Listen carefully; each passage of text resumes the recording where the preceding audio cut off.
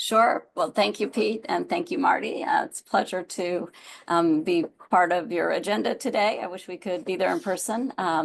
Maybe next time you'll have it in Park City, and we can all do that as use that as a launching spot. There's your sports.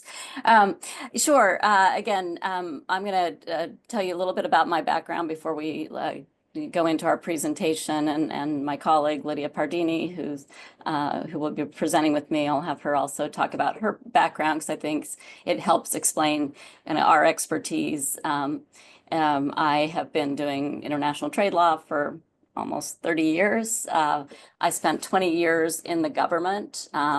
So I worked in the Senate on international trade and foreign relations for 7 years. And then I was a presidential appointment to the U.S. International Trade Commission.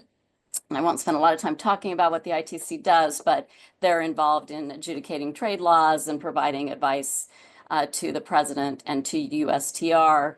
I was there for 12 years. It's a term, usually a 9-year term. I was the longest serving commissioner, although I think the current commissioner may beat my record this year. But and I served 2 terms as chair.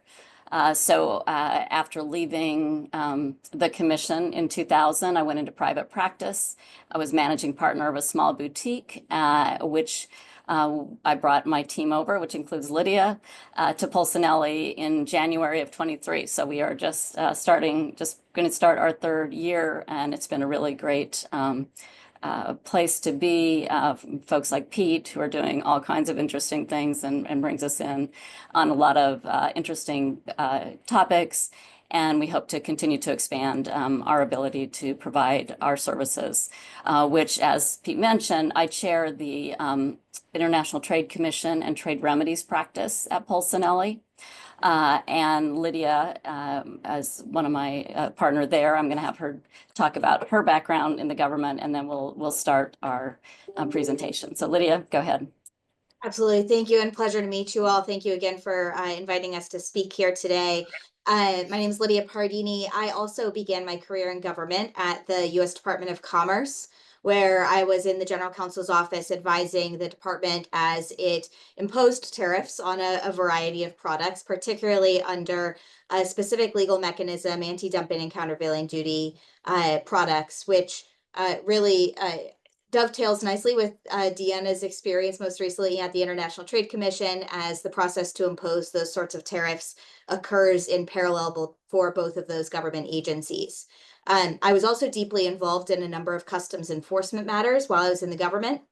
And so when I joined Deanna in private practice at the boutique a number of years ago now, I deepened our group's customs work, and am now a licensed customs broker myself. So we're handling customs enforcement and tariff issues on a day-to-day basis, everything from problems that occur at the border, where you need help getting a shipment unstuck, a tariff mitigation strategy, or a policy shift, and need to understand kind of which levers to pull in the government to work that. So again, glad to be here today and to talk about these issues. And with that, I'll turn it back to Deanna. I don't know that we can see the PowerPoint. Can someone confirm that has been pulled up? And if not, I can share my screen.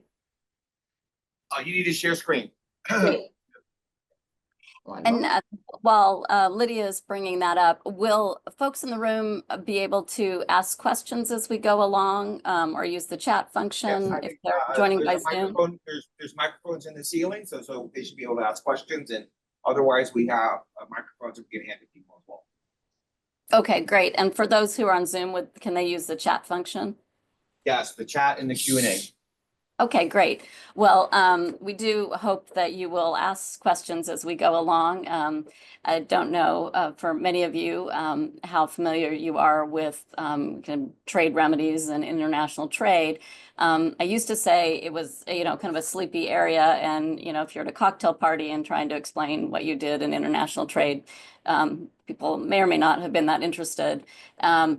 I think President Trump in the first administration kind of changed that conversation, and I would say continues to change the conversation and has actually fundamentally changed at least the Republican approach to trade policy, and I would say generally. So Lydia and I expect it to be an exciting 4 years, as were the first 4 years of the Trump presidency. And we want to start just for a minute before talking about, what we see, and no one has a crystal ball, right? But because President Trump took positions during his first administration that he has reiterated that he will take again, we do think we know more now than we did at the first Trump administration. So I'll just start there to say, during President Trump's first term, and we'll go with 1.0 and 2.0 when we're talking about this. If you ask a trade lawyer, kind of what powers a president or Congress had to impose different types of trade remedies, there was a pretty set list. Like everybody knew what trade remedies were available, and what statutes were used, what the international organization's role was. And that was kind of the status quo. And I think we can say without a doubt that President Trump's trade team kind of broke the status quo. And they did that by not finding new authority, but actually going back to old authority in the statutes. And this is a preview of what we're going to talk about in Trump 2.0, because we think they will look to those old statutes for additional authority in the second administration. So while I'll try to avoid using technical terms with this business group, I'll just say that one of those old sections was Section 232, hadn't been used for years and years and years. And during President Trump's term, there were actually 8 Section 232 investigations. The one from from a business perspective, particularly for the United States and particularly for the steel and aluminum industry, was the steel and aluminum Section 232 investigation, which resulted in across the board tariffs on all countries. So 25% tariffs implemented on imports into the United States.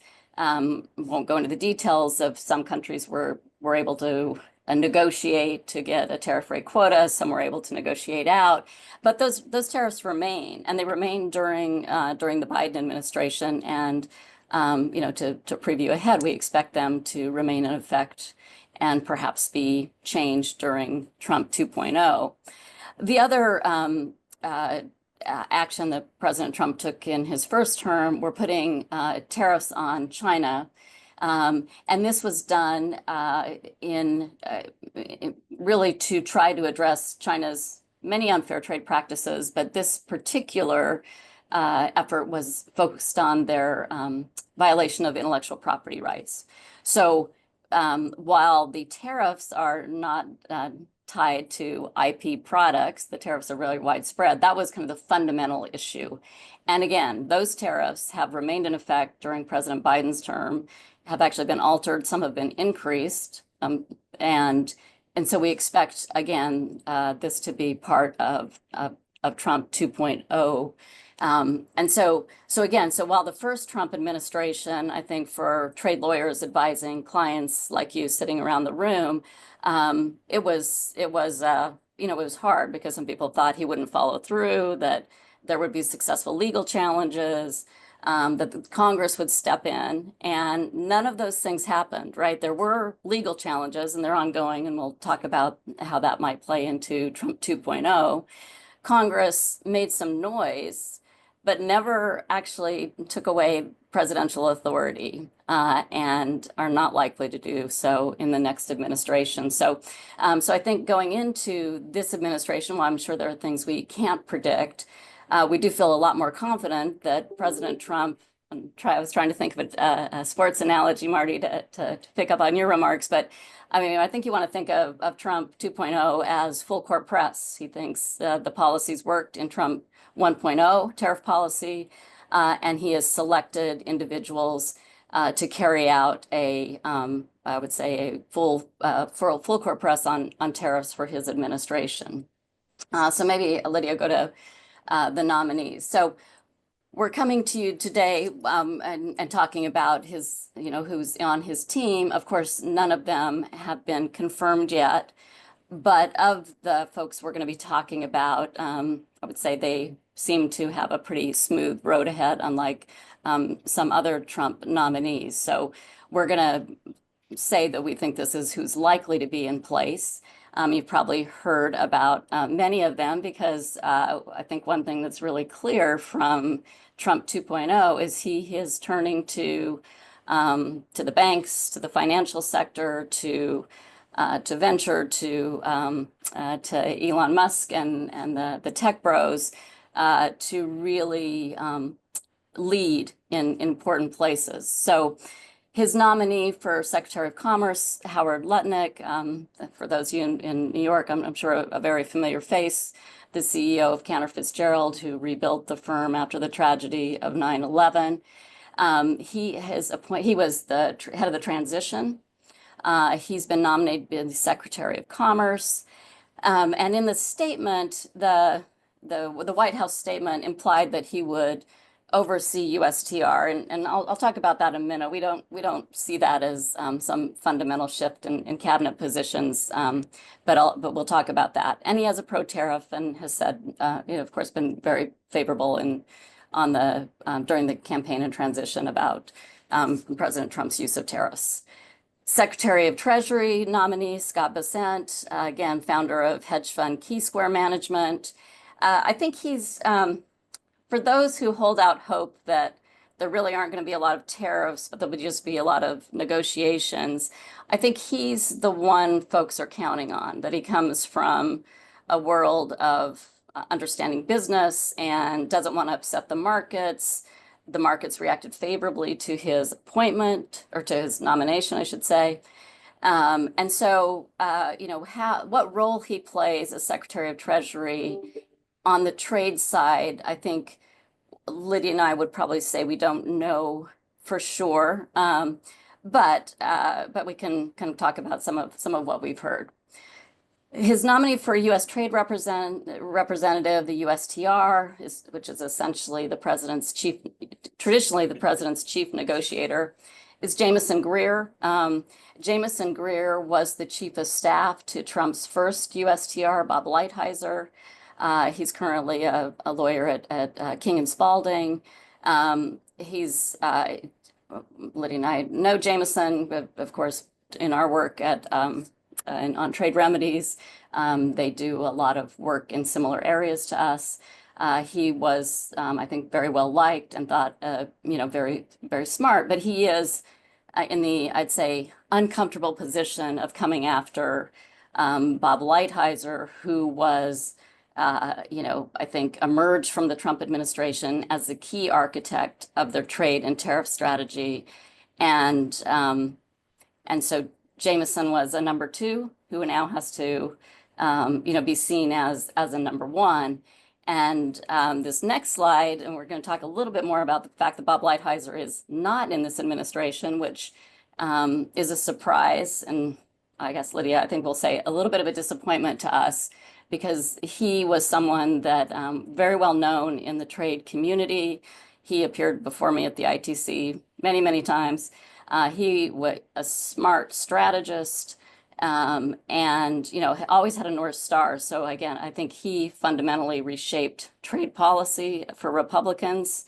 And I think had he been in this administration, the view was, maybe Jamieson would be USTR, Lighthizer would be in the White House, and they would have a 1-2 punch of agency, inside, outside ability to control the trade agenda.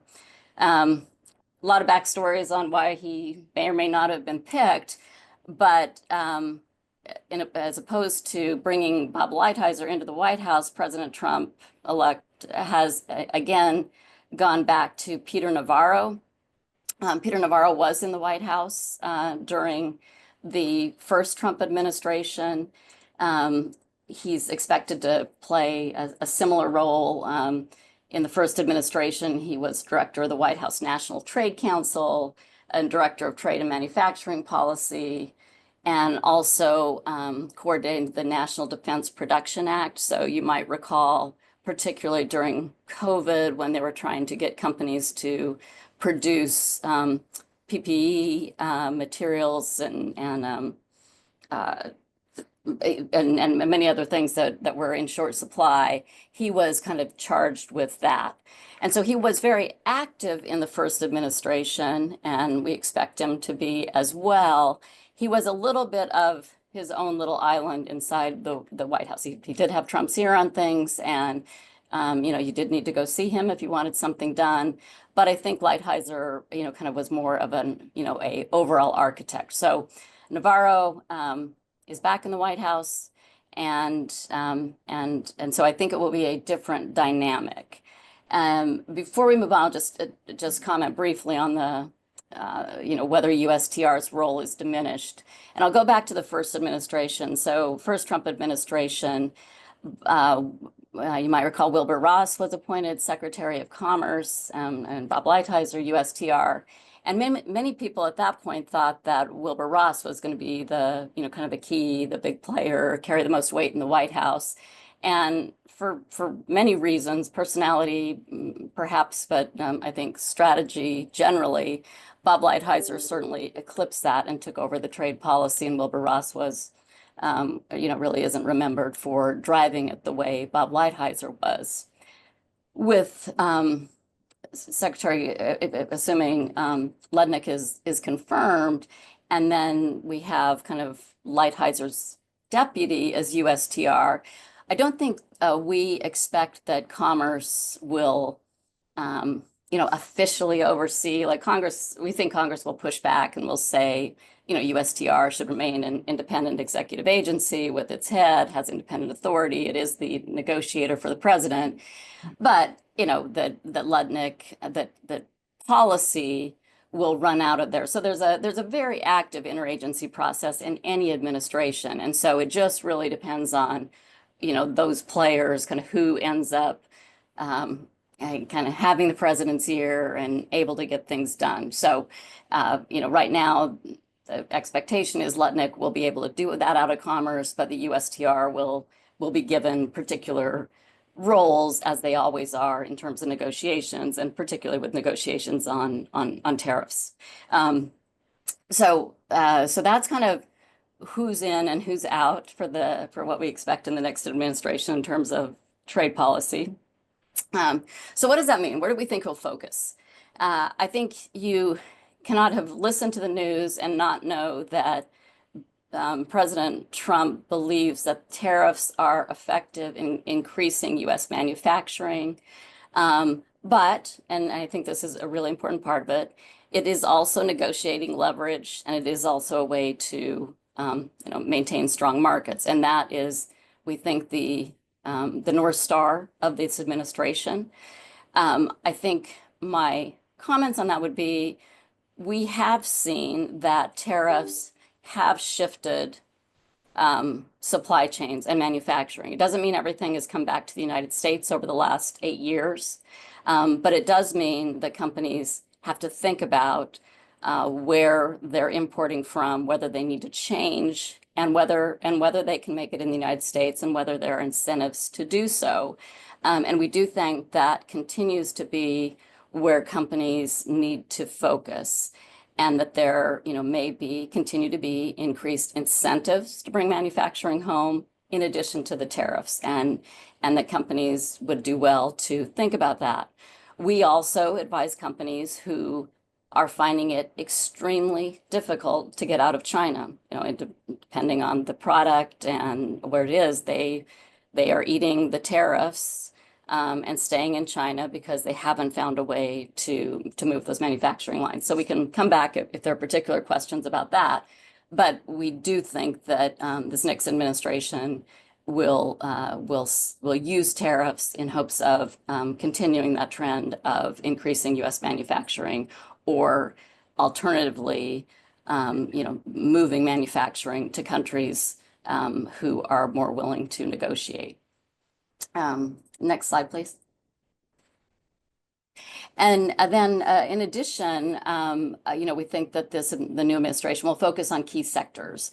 And some that I think could shift with the role of the tech bros, the Elon Musks of the world who are looking at, kind of this, whether it's robots or rockets or your satellites, that will be important as trade policy evolves, because a lot of that more relates to whether there are sanctions or whether you're allowing particular countries to use our technology, energy, and part of their key sectors, critical materials, like where do we source from? Because again, even though the Trump administration is laser focused on China, we still, as a country, are dependent on China for critical materials. And, so that could, I think, the flip side of that is the opportunity there is in mining, not just in the United States, but in other friendly countries,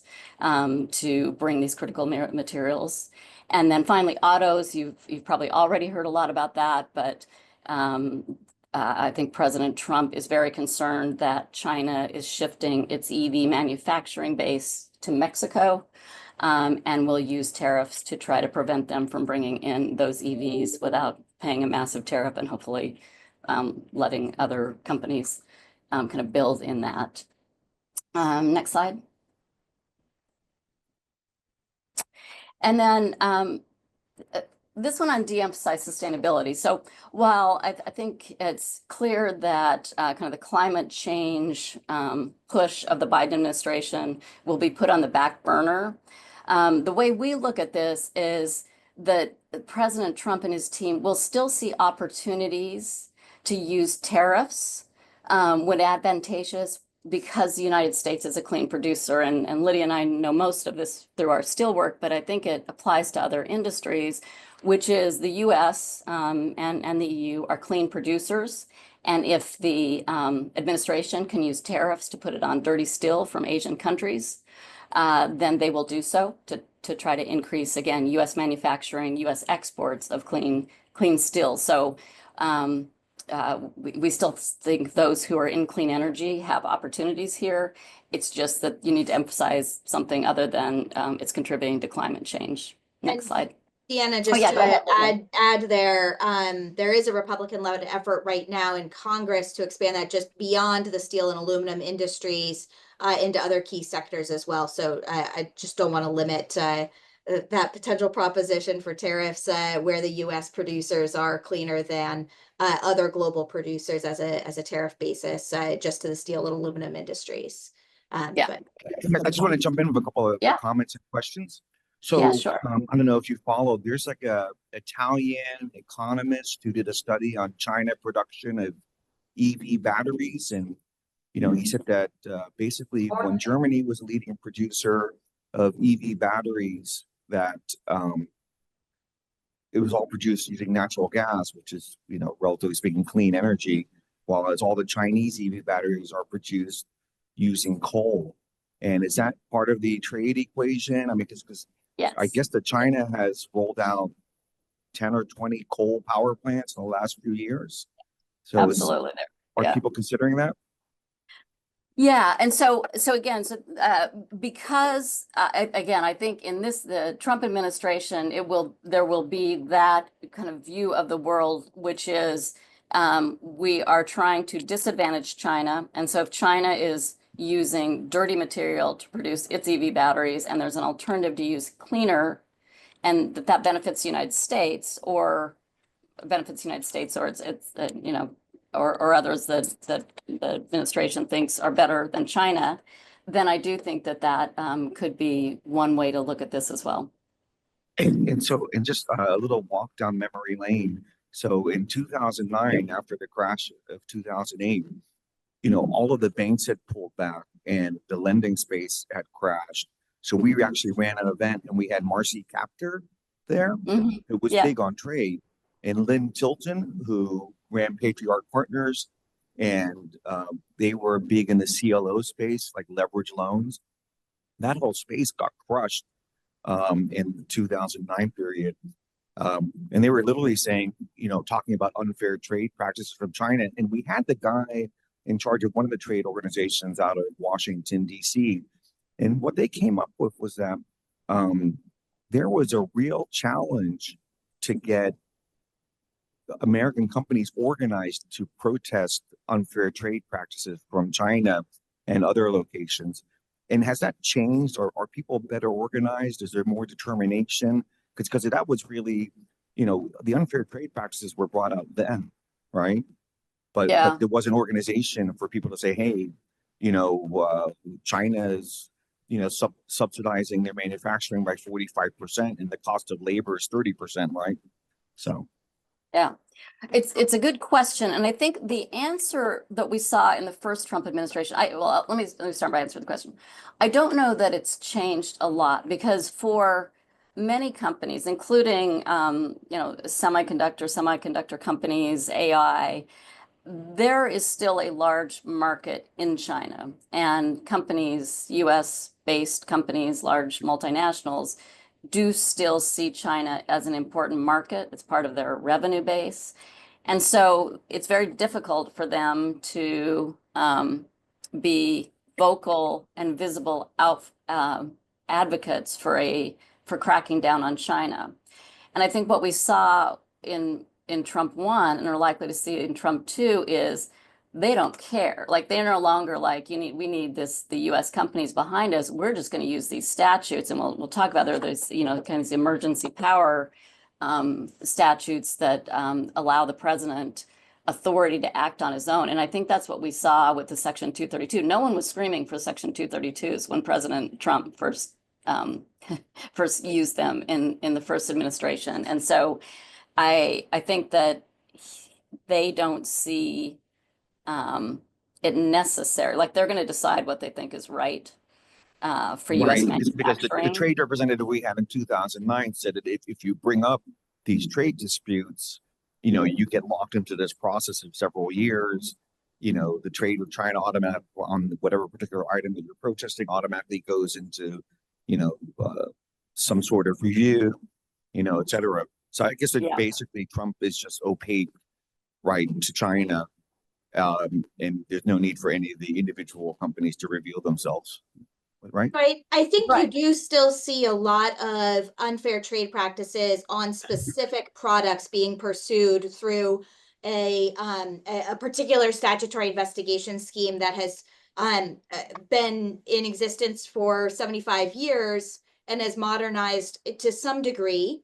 I think, right at this point, I believe there's over 600 duty orders on individual Chinese products, in part due to the subsidies on the manufacturing, and in part due to the impacts on pricing for those products coming into the US. But you're right that is a much more structured system than I think the broad cloth that's being laid here, and which for better or worse allows more maneuverability and shifts in kind of what those precise mechanisms and duty rates are. Great. All right, keep on going, guys. Sure. Well, no, good questions. So I've talked about China a little bit. We want to mention Mexico, and as many of you might have heard, President Trump has indicated on Truth Social that on day one he would put tariffs of 25% on Canada and Mexico, and an additional tariff on China of 10%.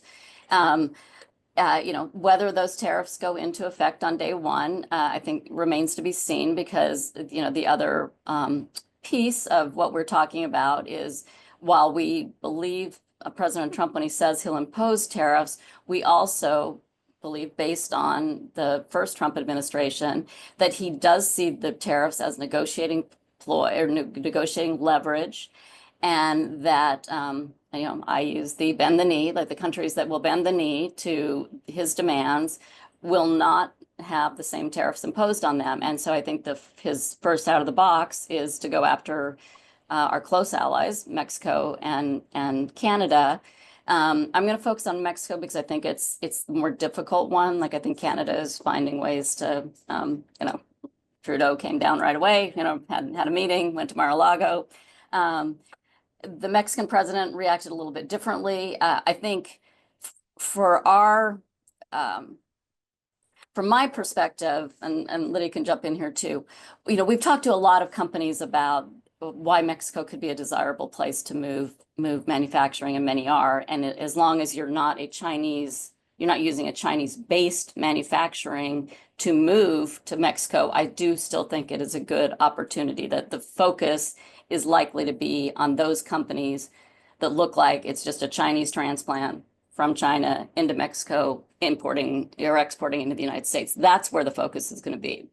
I think the president of Mexico has, a really golden opportunity here to help her country if she can find a way to do it and stay true to what she believes she's been elected to do.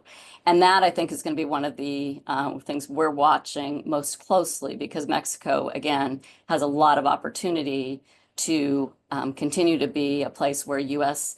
companies can do manufacturing and bring it in, take advantage of the USMCA. But if she is not willing to bend on key issues, I think that at least certain sectors will have tariffs on them of at least 25%. So, and I know we're getting close to the end of our time, but we want to talk about some of the other things that we maybe haven't mentioned. So we see three different kind of areas where the Trump administration will focus: tariff policy, economic measures, and trade and policy agreements. And we have talked about some of those, the steel and aluminum tariffs, which we believe will continue and expand. China tariffs, again, we know this will be a focus, and we expect it to be a tariff focus, whether it'll be an additional 60%, as President Trump has mentioned several times, or varying or different tariff rates for different types of products in different sectors. That's still unknown, but he has that authority under Section 301 already to do that. Universal tariffs, we do think they're likely, but how long they'll last is really more of the question. Again, I've talked about President Trump in the first administration going back to statutes that hadn't been used before. There are really three other statutes that have been talked about that are kind of emergency powers type statutes. One that kind of focuses on trade imbalances, which you've heard President Trump talk about a lot. Like, if you have a trade imbalance with us, then we're going to use tariffs to try to erase that imbalance. There's an Emergency Economic Powers Act. It's only been used once by the Nixon administration. Again, that doesn't mean that this administration would not use it. And there's also another one which is kind of a statute aimed at countries that discriminate against U.S. commerce. So again, hasn't been used for more than 70 years, but is a possibility. Some of the statutes that I'm mentioning have kind of sunset clauses, and so they may not, they may be short term. And it's quite likely that they will be challenged. But what we saw during the first administration is the legal challenges to the president's ability to use these statutes is still working its way through the courts.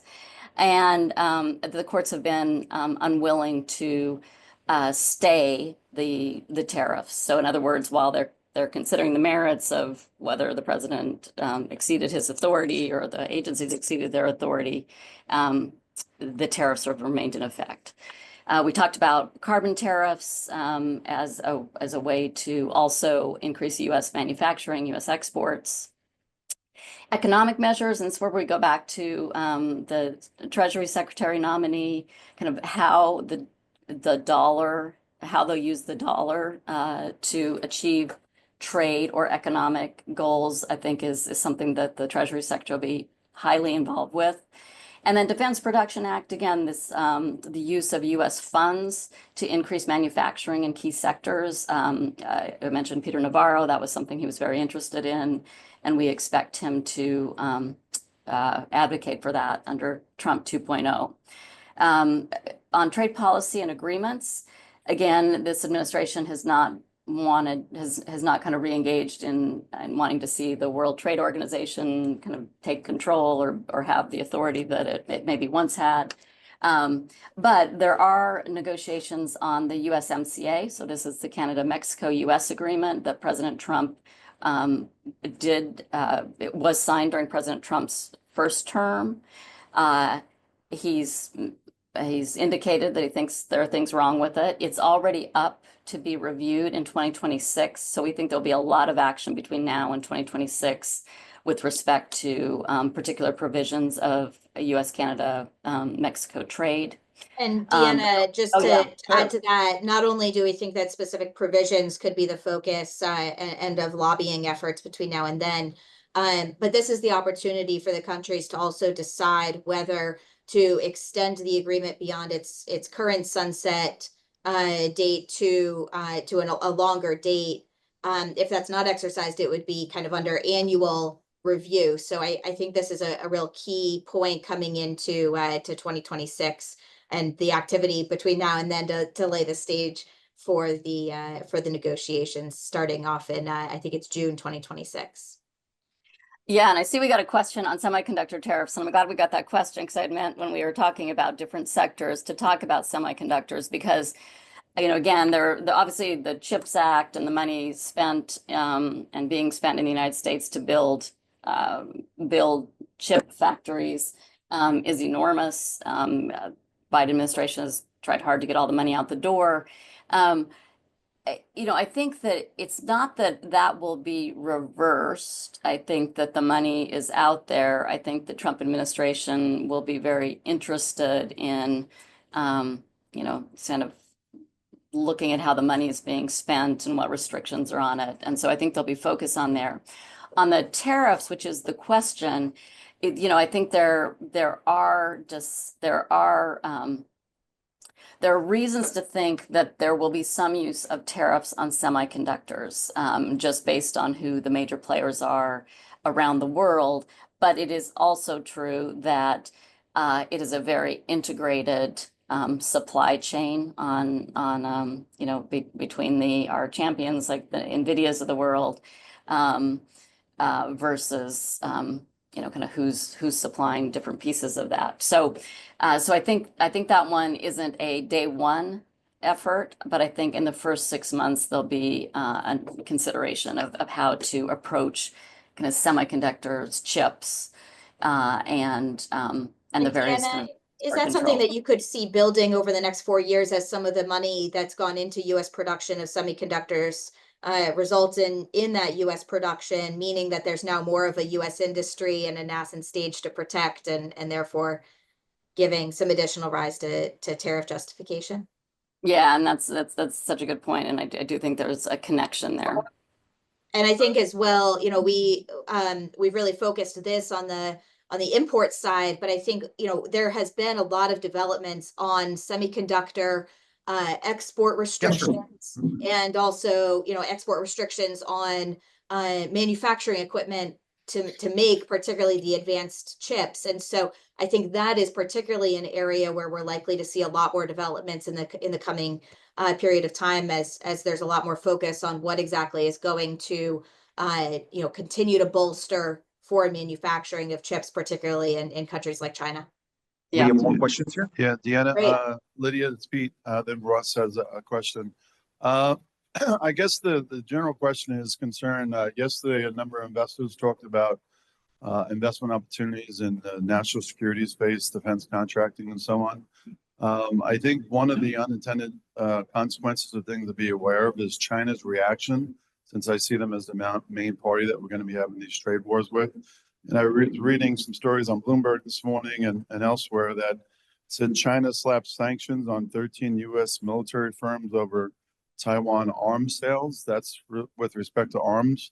Then with respect to the critical materials, I think Deanna mentioned there was another story how they were limiting the supply of Chinese products that we use for drone warfare against Ukraine. So I guess you can answer this, but with this trade war, it goes both ways. And for investors in the room and on Zoom, they need to be aware that if China has any role in whatever investment opportunity, they likely have to be aware of the possible reaction from them on this. Is that a fair point, I guess, is the question? And then we're also Absolutely, and Pete, you really nailed which I think is how investors should look at the next 4 years, which is there are risks, but there are opportunities. And that's, I think that's what you're weighing. But yeah, I mean, there's likely to be retaliation. We saw Again, that in the original 301 Yeah. action. It really, so the original China tariffs were a relatively narrow scope on the US side, but China then retaliated for the imposition of those tariffs, causing the US tariffs to expand, and China retaliated further, and the US tariffs expanded further. And you wound up with 4 successive broadenings of the US tariffs on Chinese imports, all due to the tit for tat retaliation of Chinese actions on US exports to China and on other actions that would impact US companies. And, frankly, we even saw that in the first Trump administration in the Europe context, when the initial Section 232 duties were imposed on steel and aluminum, the EU immediately imposed retaliatory tariffs on a number of US exports to the EU in wholly unrelated industries. And so I think, that's one of the ways that the US and the EU got to a negotiated détente several years later, but it took time for that détente to occur. And on top of that, it's still a time-limited situation where those retaliatory tariffs in the EU could come back at any time. And so, I think that's really going to add to the situation in flux in the next couple of years. Ross has one more question. I think. Yeah, hi, thanks. Critics of the Trump 2.0 tariff policies are claiming that the tariffs would be substantially inflationary. I'm just curious as to what your view on that is, particularly given during Trump 1.0, inflation was pretty low. So which is it? Yeah, well, I think that is a good point, and I think that's why the critics have had a hard time even during the Biden administration. I mean, whatever you want to say, the Biden administration kept tariffs on, and we had inflation during Biden, but I don't think it was due to those tariffs. And so I think that's why Trump and team and Congress are not likely to weaken his authority to do that, because they think the proof was in Trump 1 that they're not that inflationary. Now, there's distinctions between the universal tariff versus these tariffs, but I don't think that's going to deter action again. But I do think, and I think we've already seen it, which is I think countries are going to be a little quicker to get to the negotiating table. There still could be retaliatory tariffs, but I think they're not going to hold out hope that Congress is somehow going to say we're worried about inflation and therefore we're going to try to limit Trump's tariff authority.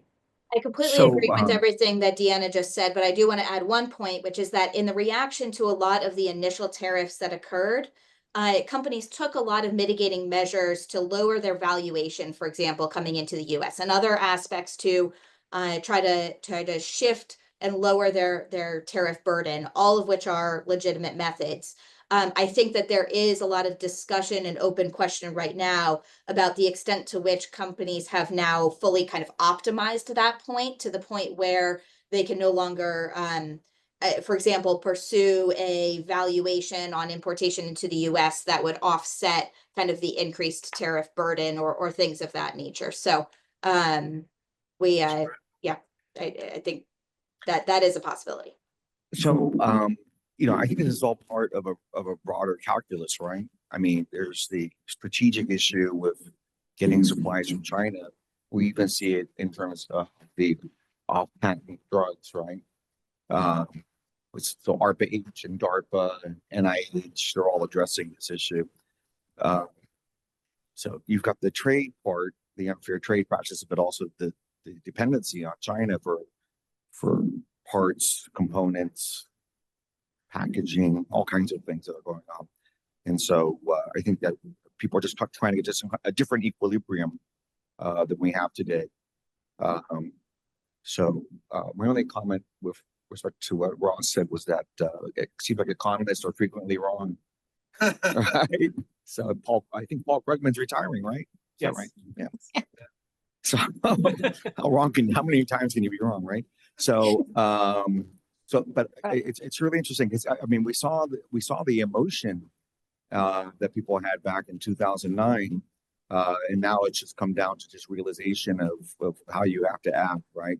Because I mean, if you had seen Marcy Kaptur back then, she was like pleading with everybody in the room to open the banks back up, provide loans, because so many of these manufacturing companies really, live day to day. And when you have unfair trade practices with the, substantial amounts of aid that China gives to its internal companies, it's just remarkable. So, any other comments that you might want to make, or we have another comment from the audience?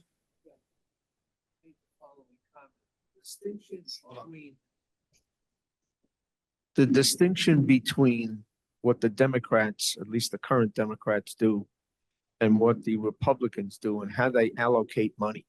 One is market driven, which is the Republicans. The other is ideological driven from the top, where you select areas that you want to pump money into. In both cases, money goes into the system. In one case, you end up with a significant amount of inflation because money is not allocated cost effectively, where you get potential growth. On the other side, you get growth because money is allocated through the market system, which is much more efficient. That's what we have to look forward to now. You have a different methodology on how money is allocated into the society, into the economy. So what was the question? Pardon me? So you're pro-Democrat. Is there a question in there? I'm analyzing how Okay, the no question. effects of methodology and conclusions. And can you hand the mic over? Which I think, I just one comment on that, and I know that you have another panel coming up, but I do think that's when we're talking about the CHIPS Act. I think to your comment, like, I think that will be the difference. Like, again, most of the money's already out the door, so they can't change that. But I think, the winners and losers that were selected from that, like how they can tweak that or what further things they'll do, I think is what, they want it to be market driven, but it wasn't necessarily given out in a market driven way. So I'm fascinated by what's going to go, because there is an interest in a CHIPS 2, but I think it will not look at all like a CHIPS 1. Dina, were you surprised by the nomination of Besant, because Trump took quite some time to make that nomination? I mean, Howard Lutnick was the front runner. Elon supported very strongly Lutnick. He then got the consolation prize Commerce, where Linda McMahon first was, thinking she would be the nominee. Then she got education, because he's not really for tariffs. Why do you think Trump picked him as an arbitrator between the different factions? And then I have a second question, since you are very knowledgeable, can I ask a second question about your global dollar valuation? BRICS countries are trying to find, a way to get around the dollar because Russia was taken out of SWIFT or blocked from SWIFT. That's my second question. Thank you. Yeah, I'm going to start with your second question, because we were going to mention that, but knew we didn't have time to do everything. I think that's one where you saw quickly the Trump administration they'll act on what China's trying to do on the BRICS. I mean, they are focused on that. So exactly what that will be, I don't know, but I think they're not going to. They got their eye on the ball on that one. With respect to Besant and there's all kinds of rumors about the back door, and that it was a very slugfest behind closed doors, and so I don't really have any insider information on that. But what I did hear is, and again, you see it a little bit in this administration, where he's again a heavy focus on folks from venture, the people who've made money, they like the people who've made money, they've shown they can produce. That's who he wants. And so I think for the markets, he was convinced by what was going on that this was the right treasury pick to convince the markets that whatever actions they take, they're not going to disrupt world markets, I guess would be the best way to say it. That he was seen as a calming force to the business world. We have another question in the room. Dan? Yeah, so first I just want to comment on the idea that We're not able to hear the speaker. Oh, 1 second, please. Here, take the other one. We have one more. There's another one. I just wanted to comment on the idea that the government was just giving out money under some of these acts. Under IRA, for instance, I'm working with a company that applied for IRA money. Actually, they have to find private capital before they get the money, the disbursements from the government. So there is a focus on getting private capital involved before the government gets involved. But my question is, with China and the tariffs, there are two things. One is China and Asia seem to have a true competitive advantage because they have much fewer regulations. So part of the issue with China is not just that China is undercutting us, but that they have much fewer regulations. But do you think that China can start backing off with their tariffs? Because it is also true that China has had a wall around their economy, right? And given that their economy is much worse situation than our economy, maybe the Trump strength for strength, policies might work. Do you think there'll be reciprocity between tariff regimes and deregulation? Is that Yeah, basically in a exactly. nutshell? Yeah, that's what I'm saying. Conjecture? It's a hard question because that was the hope of bringing China into the WTO, right? That this view that they would want to bring the walls down as they came into the global community. And, and there are many people who've written books about what this happened, but whatever happened, that's not what happened. And so whether China will, bring down its own walls, it's hard to say because they have a really long view of the of the world, right? And so they sometimes take actions that seem to be counter to the benefit of their people and their country, but they continue to do it. So I don't know, but I was wrong on China the first time. I thought they were, I used to be in the camp of it was going to be a great thing to have China in, and I'm totally on the other side now. So I'm probably not the right person to answer that question, but I do think it is part of, if it didn't work for all these years of, trying to coax them in, or that it was going to be in their best interest, you got to try something else. And I think that is the Trump administration. They're going to try something else. And I would say we've focused on tariffs, but one thing is I think the Trump administration understands that it's not just tariffs that convince businesses to stay or go in China, that there are other things, there are other actions that can be taken that make China less attractive to U.S. businesses. So we're also keeping our eye on that as well. Yeah, and I think worth mentioning there as well, just on the China importation tariff sides into China, the enormous effort that China has made to offshore and the investments that have been made outside of China that are still funding back money into the Chinese economy. And I think what we see increasingly, and Deanna touched on this slightly with respect to Mexico, but really, deeply in Mexico and throughout Southeast Asia, has been this offshore investment under the Belt and Road Initiative, and how that is reshaping not only the Chinese economy, but also how US is approaching China, and the extent to which it's not just a focus on China itself and its direct exports, but the exports and the investments of Chinese companies outside of China.